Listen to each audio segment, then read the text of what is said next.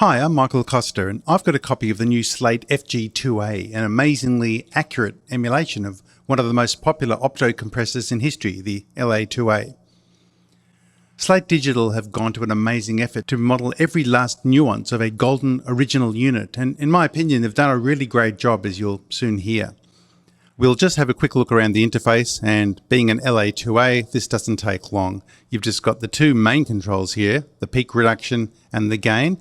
The peak reduction basically moves a threshold down, so we get into compression as we move this knob up, and the gain here is a makeup gain which occurs after the compression. So just a volume to balance things out. It doesn't push the level harder into the compression because this gain control comes after the compression circuit. And a new addition to an original LA-2A is the now ubiquitous mix knob, which allows us to introduce a parallel component and mix in the dry with the compressed signal. Down here, this is the standard LA-2A control between compression and limiting. So we get a much harder ratio up at the limit setting there. Over here, this lets us break the link between stereo and mono, depending if we have it on a stereo track. In this case, I've just got it on a single vocal. But if I had it on a stereo track, I could decouple the sidechain so loud events on one side of the stereo image won't drag down the other side of the stereo image. So effectively, you could run it as two mono compressors when the stereo link is turned off.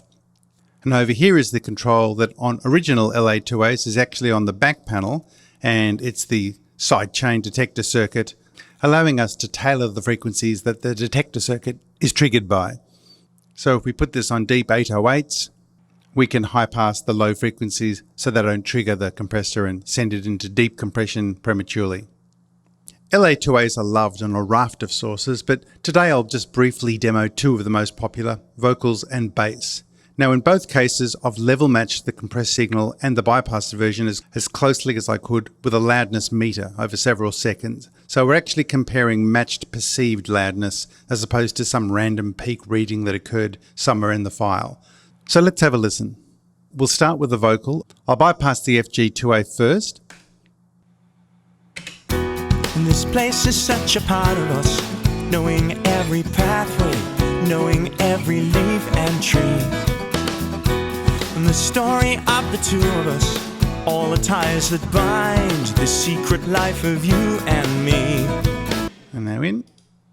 And this place is such a part of us, knowing every pathway, knowing every leaf and tree. And the story of the two of us, all the ties that bind the secret life of you and me. So straight away, it gives it more body as well as the actual compression element. It changes the tone. It got a bit brighter and more present, but in a really pleasant way, not in a harsh way. And it brought the vocal forward, so it's right in front of us and sitting nicely at the front of the mix there. So totally happy with that. So let's try it on bass now. Same section of music, and I'll bypass again. And this place is such a part of us, knowing every pathway, knowing every leaf and tree. Stop it there. Let's try it in. And this place is such a part of us, knowing every pathway, knowing every leaf and tree. Let's do it in solo so the difference is more pronounced. So off.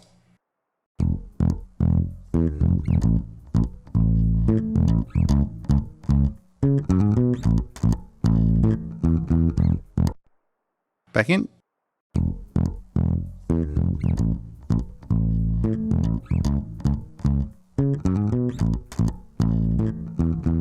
So perhaps that one's a little bit more subtle, but I'm hearing more body and more cut from the bass really in that situation.